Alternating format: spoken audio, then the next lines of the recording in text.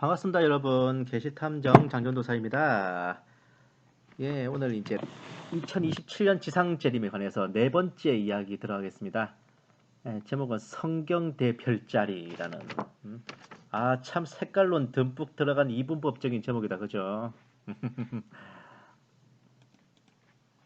지난 시간까지 이제 별자리를 이용한 2027년 재림설에 대해서 집중적으로 제가 살펴봤어요. 제가 지난 편에서는 이제 이 2027년 재림설이 독자적인 연구 분석이 아니라 최호영 목사의 설을 표절한 게 아닌가 하는 의혹까지 제기했었죠. 그런데 사실 2027년이 지상재림 즉 천녀왕국이 시작되는 원년이 아닐까 예측하는 것은 비단 이번에 처음 나온 얘기만은 아니었습니다. 징조 분별 좀 하신다는 분들은 무화과나무 예화를 이스라엘의 회복으로 예측했어요. 이스라엘이 건국된 1948년을 기산점으로 해서 사람의 수명이 70이며 강건함은 80이라는 구절을 대입해 2018년 최대 2028년 안으로는 재림이 완료되지 않을까 예측하기도 했습니다. 뭐 2018년은 진짜 지나갔으니까 2028년을 최대 범위로 잡고 계시는 경우가 많죠. 그리고 또 하나 잘 알려진 예측은 바로 노스트라다무스 예언서 백시선을 해석해서 산출된 결론입니다. 무려 30년 전에 출간된 노스트라다무스 최후의 대예언이라는 책이 있어요. 일본인 연구가 고도벤이라는 사람이 쓴 책이고 원래 일본 책인데 우리나라에 1993년에 번역돼서 나왔습니다. 여기에서는 통상 99년을 종말의 날로 잡고 있었던 것에서 좀 더 디테일한 분석을 했어요. 1999년부터 세계대전을 통해 인류가 종말로 접어들고 이 전쟁은 아시아 연합군에 의해 평정되며 2026년부터 평화를 되찾는다 라는 새로운 해석을 해냈습니다. 특히 기존의 어떤 분석에서도 볼 수 없었던 아시아주의에 기초한 동양연합의 결성을 설명해두고 있어요. 본 게시탐정이 그렇게 머리 싸매고 연구해서 도출한 결론이 이미 30년 전에 나온 책에 적혀있었다는 하늘 아래 참으로 새거 없다는 평범한 진리를 또다시 확인하는 계기가 되기도 했습니다. 아예 그 책에도 2026년 또는 2027년을 지복의 천년왕국이 시작되는 해라고 아예 적어놓고 있어요. 천년왕국이라고 적어놓고 있습니다. 보실래요? 맨 마지막에 후기 바로 위에 보시면 2026년 지복의 천년왕국이 탄생한다 나오죠. 자, 7의 달이 의미하는 것은 1999년 7의 달 하늘에서 공포의 대왕이 내려와서 블라블라. 1999년에 공포의 대왕 즉 적그리스도 군대의 핵공격으로 대전쟁이 발발하고 앙골모아의 대왕 즉 아시아 연합군이 결성되게 만든다는 의미로 해석한 겁니다. 이 책이 국내에 번역된 게 93년이고 최초 집필은 소련 해체 이전이에요. 그러니까 80년대에 나온 책입니다. 세계를 완전 제패하려는 반그리스도 즉 적그리스도가 얼마 후 삼을 무찌른다 셋을 무찌른다는 구절에서 10뿔 중에 3뿔이 적그리스도에 의해 뽑힌다는 다니엘서 예언이 연상되잖아요. 근데 그의 싸움이 27년간 계속된다는 구절은 미스테리입니다. 이건 정확하게 해석을 모르겠어요. 그리고 2026년 지복의 천년왕국이 탄생한다. 이렇게 계산된 이유는 1999년에서 27년을 더해서 2026년을 천년왕국 출범일로 예측한 겁니다. 아마겟돈으로 대표하는 최후의 전장에는 적그리스도의 군대와 더불어 아시아 연합군이 맞서요. 그렇게 인류 역사 6천년에 이어질 천년왕국을 합쳐서 7천년이라는 시간도 나와 있습니다. 그러니까 노스트라다무스가 굉장히 성경적으로 예언을 했죠. 이 사람이. 이사갈 지파 소속의 유대인이기도 했습니다. 독실한 크리스찬이었고 노스트라다무스 예언은 뭐 에드가 케이시, 진 딕슨 뭐 이런 이상한 예언자들에 비해서는 굉장히 신뢰도가 있는 예언입니다. 이게 보시면은 뭐 1999년에 27을 더한 2026년 혹은 2027년에 아시아 연합군에 의해 반그리스도군은 패배하고 평화와 행복에 넘치는 이상세계의 천년왕국이 탄생한다고 풀이할 수 있다.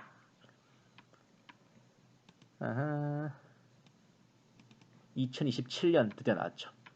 본 게시탐정이 이걸 고등학교 때 학교 도서실에서 읽었어요. 그러다 꽂혀서 이제 따로 구해서 소장하고 있죠. 이미 그러니까 20여 년 전에 2027년 재림론에 대한 개념은 어느 정도 본 게시탐정에게도 감이 잡혀 있는 내용입니다. 그러니까 영 새로운 내용은 아니라는 거야. 다만 1999년 전쟁 예언이 일단 빗나갔잖아요. 저 책에 나오는 게. 그러니까 공포의 대왕과 앙골모아의 대왕이 뭘 의미하는가는 미지수입니다. 그리고 적그리스도의 전쟁 기간이 27년이라는 것도 그가 성인이 되어서 활동을 시작 회복해서 최종적으로 멸망할 때까지의 총 기간을 의미하는 것인지 아니면 정계에 입문해서 내공을 쌓다가 멸망할 때까지의 기간인지 일단 이 27년 중에 7년은 그 7년 대환란 기간일 거예요. 나머지 20년이 그 관건인데 이게 어디서부터 27년이 시작되는 건지 이게 기산점을 못 잡기 때문에 수수께끼로 남겨놨을 뿐입니다. 요컨대 1999년에서 27년을 더해서 2026년 또는 2027년으로 산출한다는 것은 너무 심플한 계산이잖아. 좀 신뢰도가 떨어져요. 그런데 그렇게 세월이 흘러 물경 2020년 10월이 되어서 그때 추억이 또다시 떠오른 것은 스텔라리움이라는 별자리 탐색 프로그램을 통해 2027년 9월을 지상 재림의 날로 지목한 별지기님 덕분이었습니다. 본 게시 탐정은 앞전에 일부 사람들은 이스라엘이 회복된 1948년을 무화과 나무의 회복으로 보아서 사람의 최대 수명인 80년을 더해서 2028년 안에는 모든 일이 완료되리라 본다고 언급해드렸습니다만은 본 게시 탐정은 전혀 그렇게 생각 안 합니다. 왜냐고요? 일단 무화과 나무의 회복이 이스라엘이 아니거든. 무화과 나무의 회복은 그러니까 무화과 나무의 가지가 연해지고 잎이 난다 이 예언은 대부분 사람들이 1948년에 이스라엘 독립을 가리킨다고 보십니다만은 사실 이스라엘 독립이 아니라 예루살렘 회복을 의미한다고 보는 게 타당합니다. 엄밀히 따지면 하나님께 정말 중요한 땅은 이스라엘이라기보다는 예루살렘이에요. 예루살렘을 보유한 쪽이 정통이고 백두혈통이고 원줄기입니다. 남북조 시대에도 10지파가 뭉친 북조가 이스라엘이라는 이름을 가져갔죠. 남조는 그냥 유다 왕국이라고 불렸습니다. 지파명을 그냥 따서 불러서요. 하지만 성도 예루살렘을 남조 유다 왕국이 쥐고 있었기 때문에 하나님의 시선은 이스라엘이 아닌 유다를 정통으로 인정하셨습니다. 다니엘 선지자의 환상에서 네 짐승으로 언급된 각 제국들도 바벨론, 메디아 페르시아, 헬라, 로마 이런 나라들도 예루살렘을 점령하고 시료 지배한 국가들이었던 겁니다. 단순히 이스라엘을 점령하고 지배한 걸로만 친다면 아시리아도 들어가야 돼요. 10지파의 북이스라엘을 멸망시키고 남유다를 쳐서 거의 모든 강한 성읍을 점령했습니다. 하지만 예루살렘을 함락시키지 못하고 패퇴했기 때문에 아시리아는 이 네 짐승에 포함되지 못했고 아시리아 대신에 바빌론이 들어갔습니다. 무엇보다도 천년왕국 이후 하늘에서 내려올 그 나라의 이름도 새 이스라엘이 아니라 새 예루살렘이죠. 오직 위에 있는 뭐다? 오직 위에 있는 예루살렘은 자유잔이 곧 우리 어머니라. 이 구절도 이스라엘이 아니라 예루살렘이라고 칭하고 있죠. 결국 하나님의 눈과 귀가 머무는 곳은 바로 예루살렘이었던 겁니다. 거의 대부분의 성도님들께서 1948년에 이스라엘이 독립될 때부터 예루살렘이 이스라엘 땅이었다 생각하시지만 예루살렘은 이스라엘이 독립하고도 근 20년이 지나서 3차 중동전쟁 일명 6.1 전쟁에서 승리한 후에야 이스라엘 땅이 됩니다.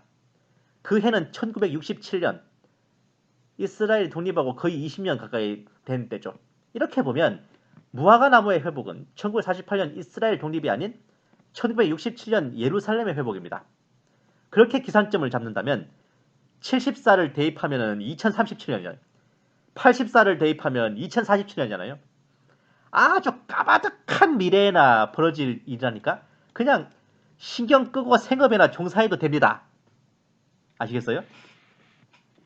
아주 절망스럽지 않습니까? 그러니까 함부로 갖다 붙여가지고 2028년 이내에 모든 게 끝날 것이다. 그렇게 성급하게 봐서는 안 된다는 겁니다. 더군다나 다니엘 선지자의 2300주야 환상에서도 헬라의 알렉산드로스가 예루살렘을 점령한 BC 333년에서 2300년이 지나면 예루살렘이 이스라엘에게 회복된 1967년이 나오기 때문에 그러니까 성소가 뭐 정비되는데 2300주야가 걸린다 뭐 이런 말이 나오는데 그게 2300주야를 2300년으로 치면은 1967년에 나옵니다. 그러니까 더더욱 무화과나무의 비유는 예루살렘을 의미한다는 게 더 신뢰도가 높아요.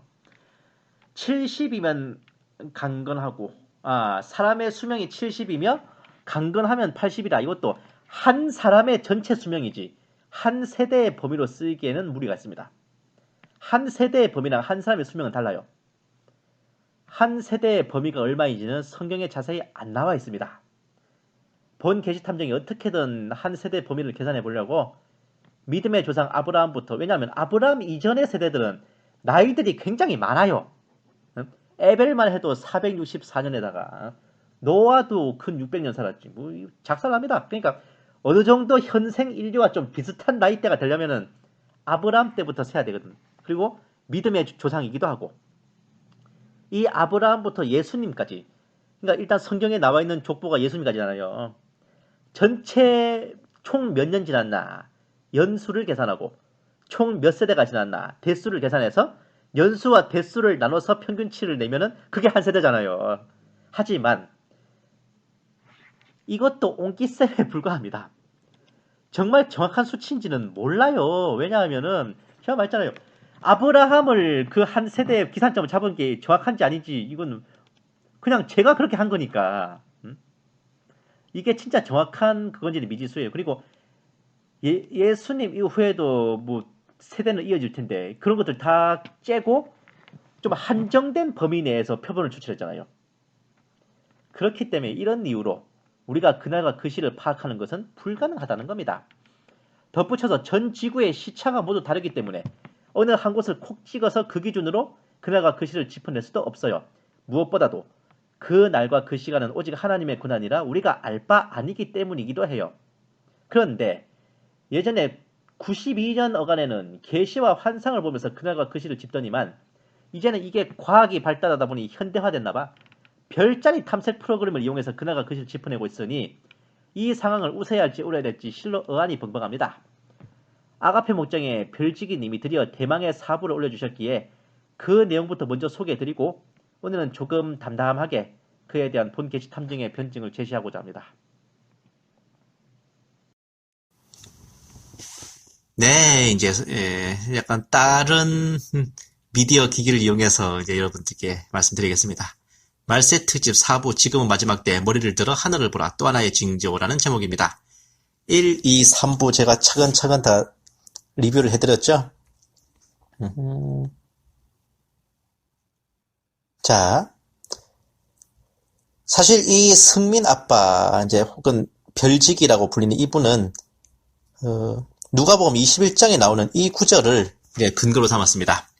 1월 성신에는 징조가 있겠고 땅에서는 민족들이 바다와 파도와 성난 소리로 인하여 혼란한 중에 곤고하리라. 사람들이 세상에 임할 일을 생각하고 무서워함으로 기절하리니 이는 하늘의 권능들이 흔들리겠습니다. 그때 사람들이 인자가 구름을 타고 능력과 큰 영광으로 오는 것을 보리라. 이런 일이 되기를 시작하거든 일어나 머리를 들라 너희 속량이 가까웠느니라 하시더라. 전 세계 사람들이 무서워함을 기절한 것은 1월 성신의 징조 때문이 아니라 바다와 파도, 쓰나미와 하늘의 권능들, 해와 달이라고 합니다.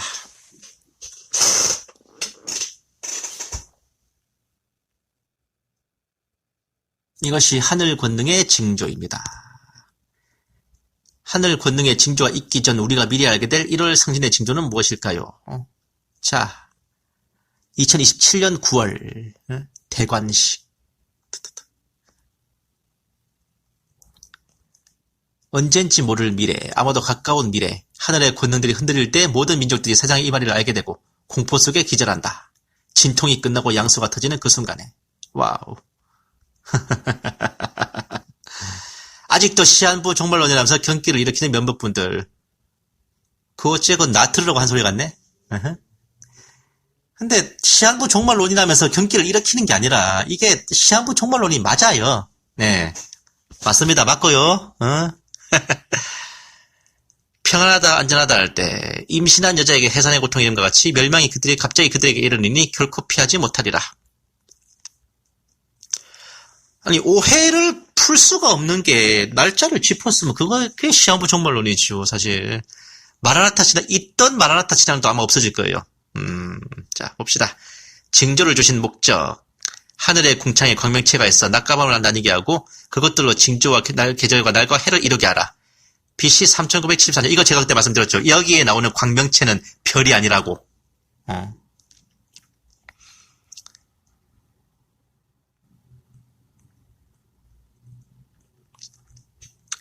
뭐 되게 사설이 기네. BC 3974년 그러니까 여기에 나오는 이 징조가 이 3974년에 이 별자리를 가리키는 거다?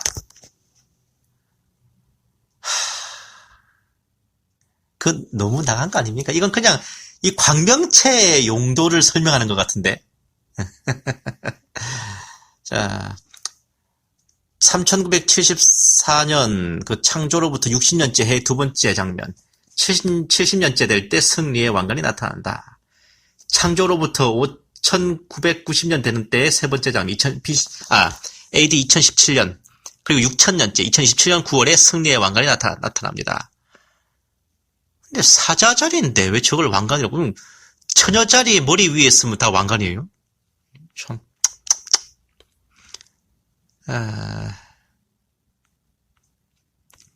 그러면 창조로부터 70년째에 나타난 두 번째 리허설. BC 3905년에 나타난 왕관은 무엇을 의미할까? 그 해가 이제 그러니까 3915년 요때 일어난 일이 아벨이 태어났거나 가인의 살인을 불렀던 그 아벨의 제사, 인류 최초의 살인이 행해진 그 해였을 가능성이 높대요.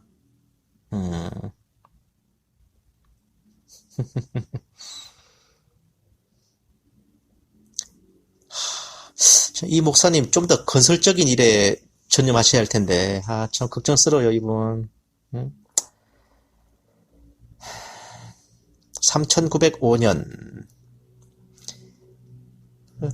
창조로 예측되는 해로부터 3914년에서 70년 후에 일어날 이 왕관의 징조는 AD 70년 예루살렘의 멸망과 함께 시작되는 이방인의 때 예언, 메시아의 인류 구원의 역사의 본격적인 시작을 의미하는 징조로도 해석됩니다. 너무 껴맞춘 거 아니에요?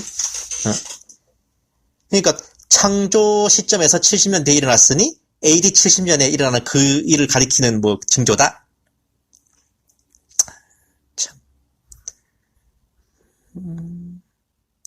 2017년의 징조가 이방인의 때가 끝나간다는 뜻이 가능성이 있다. 2017년 9월 23일.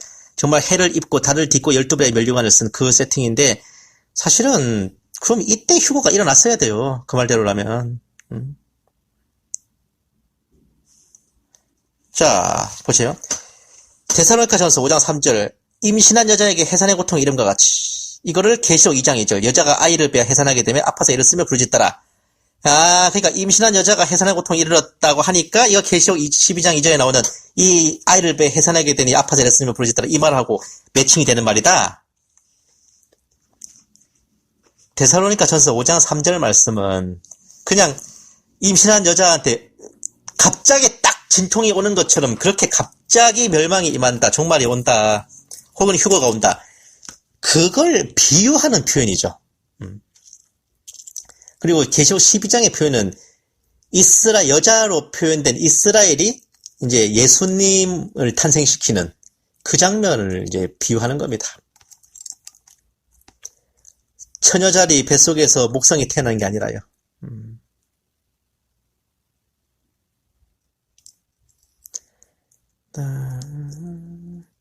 2017년 임신한 여자의 징조로부터, 그러니까 처녀자리 뱃속에 목성이 들어있는 그때로부터 목성이 밖으로 빠져나오는, 즉 아이가 태어나는 그 순간 이후로는 평안하다 안전하다의 때가 끝나는 순간이며 이방인의 때가 끝나는 시점으로 알아야 한다.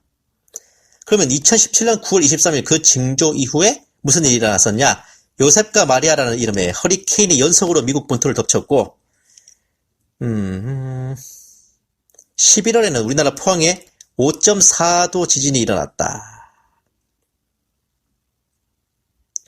12월에는 캘리포니아 대산불이 일어났고, 그러니까 2017년에 미국은 여러가지 자연재해로서 가장 큰 피해가 발생했던 한 해로 기록됐답니다.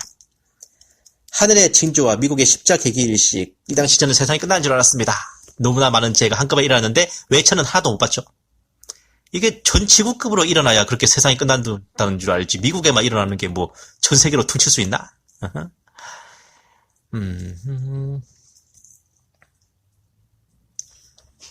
푸틴, 이 사람이 마곡왕 곡인 건 이미 알만한 사람은 거의 다 아는 사실이었고,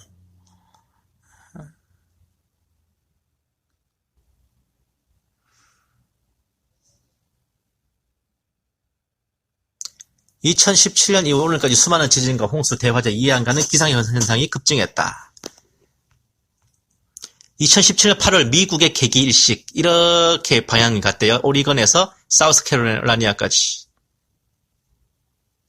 그리고 2024년에는 거꾸로 이제 이렇게 반대로 싹 올라가는 계기일식이 발생해서 2017년의 궤도와 딱 겹쳐보면 거대한 십자가가 나온다는데 이게 십자가 모양인가요? 그냥 X자 모양 아니에요?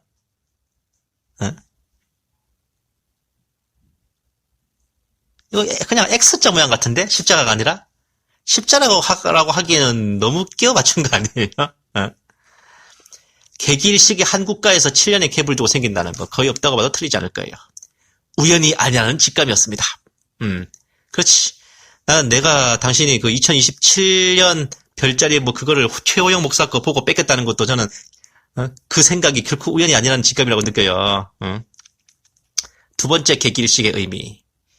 2017년 9월, 2024년, 2027년 9월. 뭐가 보이나 봅시다. 2017년 8월, 그러니까 2017년 9월에 징조가 있기 한 달 전에는 미국에서 계기일식이 벌어지고, 2024년 5월, 그게 있기 또 한 달 전인, 2024년 4월에는 또 계기일식이 거꾸로 이제 올라오고, 그리고 2027년 9월 왕의 재림. 그러면 2027년 8월에는 뭔 일이 생겨요? 어? 왜 그게 없어? 아니, 깔을 맞추려면 끝까지 깔 맞추셔야지. 자, 창조에서 4천년 후 메시아의 십자가로 성취되고 2000년 후 메시아의 재림으로 대서사진을 마감한대요. 시간적 비율은 2대1. 2017년 9월부터 2024년까지 80개월. 그리고 2024년에서 2027년 9월까지는 40개월. 이것도 2대1이라고. 제법 잘 맞아떨어지네. 자. 한 달이 차이 난다는데, 일식의 징조는 어떨까? 차이 난다는데, 2027년 8월 2일, 계기일식이 이제 미국을 지나가는 게 아니라 중동을 지나간다? 이게 환란의 막바지라고 생각하는데, 이스라엘 바로 아래쪽, 다 홍해 쪽을 싹 지나간다 그러죠. 마치 북쪽 아프리카 이제 국경을, 끊는 것처럼요. 왜 저 밑으로 지나갈까? 저기에 환란을 피해 도망쳐서 이스라엘이 숨어 있을까봐요.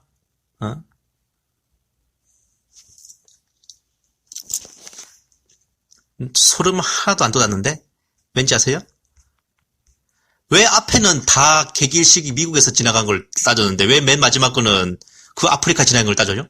그리고 그걸 따지려면은 차라리 아프리카에 대입해야지. 뻔히 아프리카 땅하고 이제 아랍 쪽 약간 엮어서 지나가는데 왜 그 이스라엘에 숨어 있는 그거라고 대입하는 거야? 끼워 맞추지 마세요. 아닌 건 아닌 거야. 자, 어쨌든 그랬답니다. 계기일식의 징조에서도. 모든 결과가 정확한 2대1 비율로 2027년을 가리키고 있답니다. 정말 이 모든 게 우연일까요? 우연이야. 벽돌 수만 개를 하늘에 던졌더니 땅에 떨어지면서 저절로 저택이 지어졌다는 말을 믿을 분들입니다. 근데요,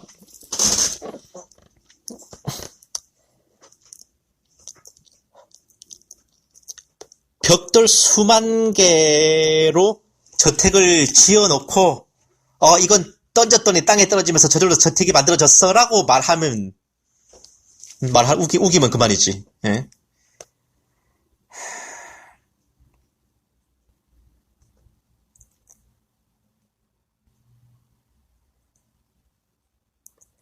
이것은 아시다시피 하나님 앞에서는 6일짜리 스케줄에 불과합니다. 이하 내용은 크리스천계의 미스 코리아 펀터피아, 저터피아너 이스 펀터피아 하던 그 롱다리 선생? 내가 그 양반 동영상을 안 봐서 모르겠는데, 타락한 천사장 루시퍼로 인해 마음이 흔들리는 모든 존재들에게 하나님의 공의와 사랑, 어떤 피조물도 넘볼 수 없는 무한한 하나님의 지혜를 증명하는 구약 4일, 신약 2일, 총 6일간의 시청각 교육을 하고 있는 거라고요?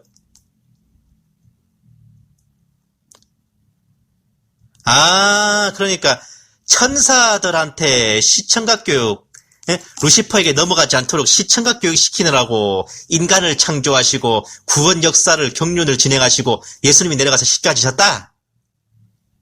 만약에 이거 제가 그 폰토피아 선생 영상은 못 봤는데, 이거 만약에 진짜 그 롱다리 선생 이렇게 말한 것 같았으면요, 그냥 성경 관련된 내용 하지 말고 가서 삼국지 얘기나 그 읊으라 그래요. 말이 되는 소리 짓거려야지 진짜. 하나님 자신의 목숨을 내주는 그 인류 구원의 대서사실을 고작 천사들한테 뭐 시청각 교육하는 걸로 비유를 해? 에라이 씨. 그냥 그 롱다리 선생 그냥 가서 삼국지 얘기나 읊으라 그래.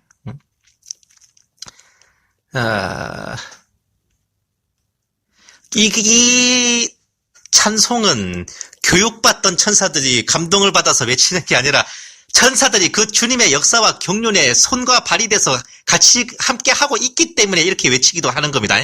예? 징조의 경기를 이끄는 분들에 대한 제 결론은 이렇습니다. 자신이 이해가 안 된다고 무시하는 눈으로 본다면 그 사람의 눈앞에 2000년 전 십자가 사건을 생중계해줘도 절대 이해도 안 되고 믿지 못할 겁니다. 아 그래요? 육적인 문제가 아니라 영적인 문제이기 때문입니다. The end. 이상 별지기 승민 아빠였습니다. 사랑합니다. 보고 싶습니다 주님. 마라나타 주여 어서 오소서. 자기가 이해가 안 된다고 무시하라는 눈으로 본다면 이 십자가 사건을 생중계해줘도 절대 이해도 못하고 믿지 못할 것이라고? 자 그럼 봅시다 이제. 이 내용을 제가 지금부터 이제 성경적으로 한번 검증해 드릴게요. 한번 성경으로 보겠습니다. 이해가 안 되려고 무시하려 하는 눈이 아니라요. 영을 다 믿지 말고 그 영이 하나님께 속했나 분별하라고 했습니다. 이런저런 징조와 정보들, 첩보들을 분별하라고 바로 성경이 있거든요. 그러니까 쉽게 말해서 성경은 하나님 나라의 헌법이에요. 그 어떤 징조와 분석과 때와 시와 시대의 징조도 성경을 넘어설 수 없습니다.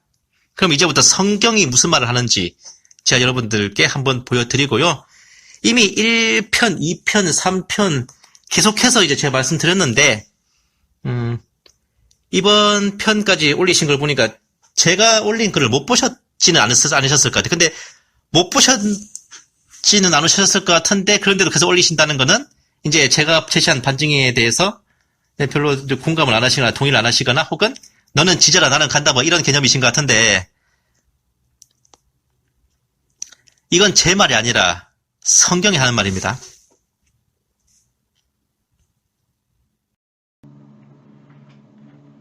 자, 이제 다시 설명드릴게요.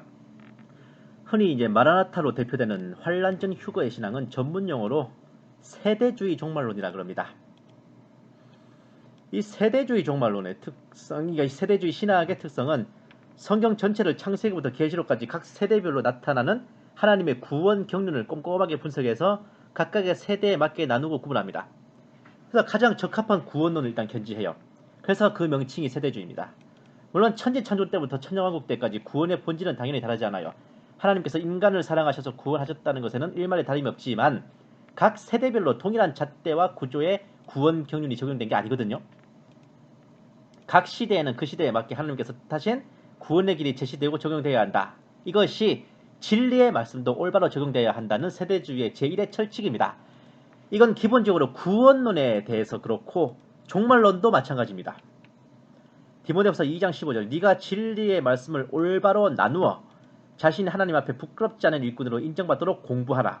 이 나누어라는 말은 서로 교제하면서 이야기와 감동을 나누라는 게 아니에요. 성경 말씀을 각 세대별로 맞게 구분하여 적용하고 상고하라는 그런 의미입니다.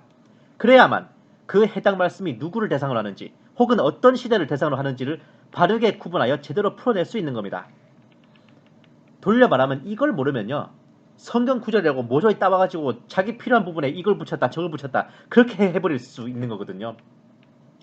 자, 별자리는 떼고라도 이제 별지기님이 적용한 성경 구절만 그 진위를 파악해도 충분히 답이 나올 수 있는 문제예요. 볼게요. 누가복음 21장 25, 26절, 27, 28절 4개 구절을 적용했습니다. 1월 성신에는 징조가 있겠고 땅에서는 민족들이 바다와 파도의 성난 소리로 인하여 혼란 한중에 곤고하리라. 사람들이 세상에 임할 일을 생각하고 무서워함으로 기절하리니 이는 하늘의 권능들이 흔들리겠습니다. 제가 원래 한글 킹제임스를 쓰지만 제가 각을 맞춰서 반증하기 위해 제가 개역성경으로 적용했습니다. 그때 사람들이 인자가 구름을 타고 능력과 큰 영광으로 오는 것을 보리라. 이런 일이 되기를 시작하거든 일어나 머리를 들라 너희 속량이 가까웠느니라 하시더라. 자, 이 네 구절을 제시하셨죠. 25, 26절이 중요합니다. 별자리 배치 그리고 하늘의 권능들이 흔들린다는 거. 그러니까 지금 우리가 1월 성진의 별자리 징조를 발견하고 이후에 이런 일이 벌어질 것이다 라고 이제 말씀하셨죠. 자, 보겠습니다. 먼저 창조 때의 별자리, 아벨이 죽을 때의 별자리, 2017년의 별자리 등 별자리 배치를 제가 제외시킨 데는 이유가 있습니다. 성경 어디에도 아벨이 죽을 때, 창조하셨을 때 별자리로 징조를 주셨다는 구절이 없어요. 그런 식으로 빅 이벤트가 생겼을 때 별자리로 징조를 주셨다 한다면 에녹이 휴거되고 세상이 홍수를 뒤덮이고 기타 등등 성경에 나타난 여러가지 빅 이벤트들에는 과연 어떤 별자리로 징조를 주셨다는 거예요? 그리고 그렇게 중요한 일이 아벨 죽은 사건뿐이겠습니까?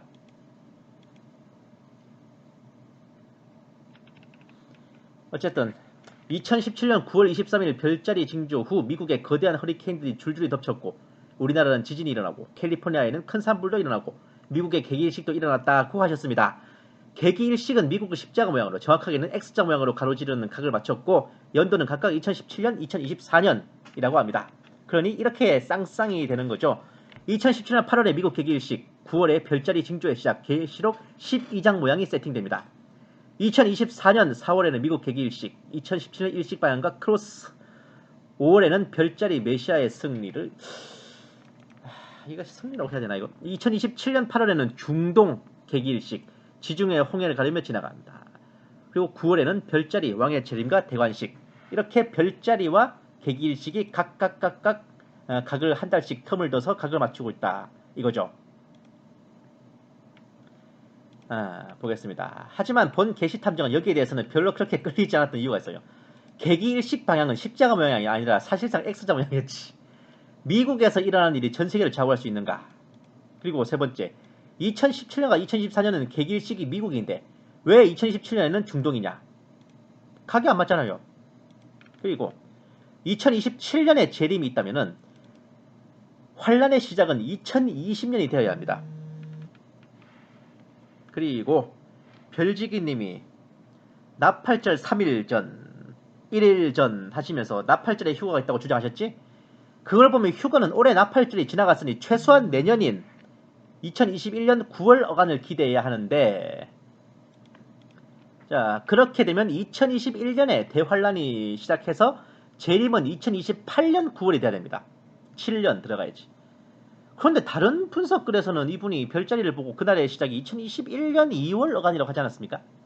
그러니까 이게 경점이 좀 왔다 갔다 하잖아. 그러면 2028년 2월 달에 그럼 재림이 일어나야 돼요. 감해지는 기간을 미리 계산한다면요, 이거는 우리가 주님께 통보하는 겁니다. 내가 이렇게 정했으니 그날로 기준으로 해서 환란의 기간을 감해줘 하고 통보한다는 거예요. 말이 돼요? 그 별자리가 그냥 갖다 붙인 거라고 봐야지. 본 게시탐정이 이제 세대주의 성경 해석법을 적용해서 정말 디테일하게 그 인용하신 본문을 살펴볼게요. 인용된 누가복음 21장 25, 26, 27, 28절은 그 앞에 더 많은 내용이 있습니다. 즉, 이 절은 누가복음 21장에서 제시된 거대한 스토리의 일부로서 등장하는 구절입니다. 과연 25, 26, 27, 28절은 어떤 사건의 일부분이냐? 자, 누가복음 21장 20절, 21, 22절. 너희가 예루살렘이 군대들에게 에워싸이는 것을 보거든 그 멸망이 가까운 줄 알라. 그때 유대에 있는 자들은 산으로 도망갈 것이며 성내에 있는 자들은 나갈 것이며 촌에 있는 자들은 그리로 들어가지 말지어다. 이날들은 기록된 모든 것을 이루는 징벌의 날이니라. 23절에서 26절 말씀. 그날에는 아이 벤 자들과 젖먹인 자들에게 화가 있으리니 이는 땅에 큰 환난과 이 백성에게 진노가 있겠음이로다. 그들이 칼날에 죽임을 당하며 모든 이방에 사로잡혀 가겠고 예루살렘은 이방인의 때가 차기까지 이방인들에게 밟히리라. 1월 성신에는 징조가 있겠고 땅에서는 민족들이 바다와 파도와 성난 소요로 인하여 혼란한 중에 곤고하리라. 사람들이 세상에 임할 일을 생각하고 무서워함으로 기절하리니 이는 하늘의 권능들이 흔들리겠음이라. 그때 27, 28절에서 그때 사람들이 인자가 구름을 타고 능력과 큰 영광으로 오는 것을 보리라. 이런 일이 되기를 시작하거든 일어나 머리를 들라. 너희 속량이 가까웠느니라 하시더라. 자, 그냥 일자로 뚝 떼서 그냥 요것만 뚝 떼서 볼 때랑 이 같이 섞어서 보니까 다르죠. 어감이 확실히. 제시된 1월 성신의 징조, 바다와 파도의 성난 소리, 사람들이 무서워하고 기절하고 하늘의 권능들이 흔들리기 전에 어떤 일들이 있습니까? 예루살렘이 군대들에게 에워싸이고 유대인들은 산으로 토끼고 임산부와 젖먹이 딸린 여자들이 고생하고 예루살렘이 이방인들에게 짓밟히는 사건이 벌어지는데 이 내용은 마태복음 24장에 한 번 더 나옵니다. 15, 16, 17, 18, 19절. 그러므로 너희가 선지자 다니엘이 말한 바 멸망에 가정한 것이 거룩한 것에 선 것을 보거든 읽는 자는 깨달을진저 그때 유대에 있는 자들은 산으로 도망할지어다. 지붕 위에 있는 자는 집안에 있는 물건을 가지러 내려가지 말며 밭에 있는 자는 겉옷을 가지러 뒤로 돌이키지 말지어다. 그날에는 아이 벤 자들과 젖먹이는 자들에게 화가 있으리로다. 자, 멸망에 가정한 것이 거룩한 곳에 서는 타이밍이 언젠가? 선지자 다니엘 말했죠. 9장 27절 다니엘에서 그가 장차 많은 사람들과 더불어 한 일해 동안의 언약을 굳게 맺고 그가 그 일의 절반에 제사와 예물을 금지할 것이며 또 포악하여 가증한 것이 날개를 의지하여 설 것이며 또 이미 정한 종말까지 진노가 황폐하게 한 자에게 쏟아지리라 하였느니라 하니라. 자, 언제입니까? 그 일의 절반의 제사와 예물을 금하고 또 포악하여 가증한 것이 날개를 의지하여 선다. 이 별지기님이 제시한 누가복음 21장 25, 26, 27, 28절 시점은 휴거가 일어나고 7년 대환란의 막을 연 후 전 3년 반이 지나고 후 3년 반이 시작될 때부터 시종이 걸려서 예수님께서 지상 재림하시기 직전에 7대접의 재앙으로 인해 세계가 뒤집어지고 모든 사람들이 산속 바위 틈에 숨어 벌벌 기고 있을 그 타이밍이에요. 누가복음 27, 28절은 공중강림과 휴거가 아니라 지상재림입니다. 자, 그러면요. 과연 누가복음 21장 25절의 1월 성신의 징조들을 지금 이분이 제시한 그 별자리로 볼 수가 있겠어요? 1월 성신의 징조를 우리가 별자리로 미리 알게 되기는커녕 그걸 보려면 휴거에 탈락해서 대환란에 남아야 돼요. 후 3년 반이 막장에 이를 때까지 살아남아 있어야 됩니다. 성경 구절을 대입하시려면 누가복음 21장 전체 본문과 맥락을 잘 읽고 알맞게 적용하셔야죠. 어째서 앞부분 뚝 떼버리고 그 부분만 쏙 빼가지고 별자리에 성경적 권위를 부여하시는데 이용하셨는지 제가 심히 의문스럽습니다. 그리고 누가복음 21장 27, 28절에 인자가 구름을 타고 오시고 그때 너희 속량이 가까웠다. 이것은 공중강림과 휴거가 아니라 지상재림과 광야, 페트라 이런 데 숨어있던 유대인들이 구원받는다는 것을 의미하는 겁니다. 그러니까 더욱 그 무슨 진통과 양수 터짐과는 1도 상관없겠습니다. 후 3년 반 막장까지 가서 공중강림과 휴거가 일어난다면 이거는 환란 전 휴거도 마라나타도 아니에요. 그냥 환란 통과설입니다. 자, 성경 본문을요. 대상과 시점을 파악해서 똑바로 나눠서 적용해야죠. 관역판 미리 그려놓고 화살 쏘는 것도 아니고 이미 내려놓은 결론에 정당성을 부여하는 용도로 사용하시면 정말 아니 되십니다. 성경 말씀에 우리가 맞춰야죠. 우리가 내려놓은 결론에 성경 말씀을 짜맞추면 안 된단 말입니다. 그리고 이런 식으로 성경적 근거부터가 증거 불충분인데 과연 그 찾아내신 별자리들의 정당성은 어디에서 근거를 찾을 수 있겠습니까? 미국에서 뭔 일이 터졌다고 해서 그것이 전 세계를 움직이는 징조겠습니까? 창조 때 아벨이 죽었을 때 별자리로 징조를 주셨다는 말씀이 성경 어디에 있어요? 그 사건 외에도 얼마나 많고 많은 빅 이벤트들이 있는데 막말로 여리고성 부서질 때는 언제 별자리로 징조를 주셨대? 그때마다 하나님께서 별자리로 다 징조를 주셨다는 근거가 있어요? 그러면 왜 아벨이 죽었을 때만?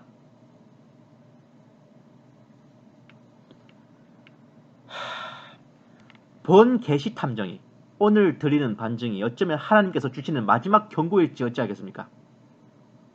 아닌 것을 알았다면 다시 한번 생각하여 바로 잡으셔야지. 그것에 환호하고 박수치는 사람들에게 자기 자신을 내맡겨서 스스로를 그릇 인도하고자 한다면 그 징조와 첩보가 하나님께서 주신 것일 턱이 없으며 그 결과는 예전 92년 때처럼 우리네 마라나타 신앙을 다시 한번 시궁창에 쳐박고 쓰레기로 만드는 것뿐입니다. 그때 그 피값을 과연 주님께서 누구에게 찾으시겠습니까? 귀 있는 자는 성령이 교회들에게 하시는 말씀을 들으라고 하셨듯이 부디 한 번 더 밝히 분별하시고 징조와 첩보를 올바른 성경 본문에 따라 검토하시기를 간곡히 청합니다. 본 계시 탐정이 무례와 건방짐을 무릅쓰고 사도 바울께서 고린도 교회에 보내신 편지를 인용해서 마무리하겠습니다. 고린도전서 14장 37절 말씀.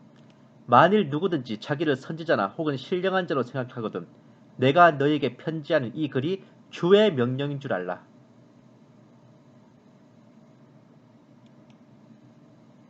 감사합니다. 게시탐정 장전도사였습니다.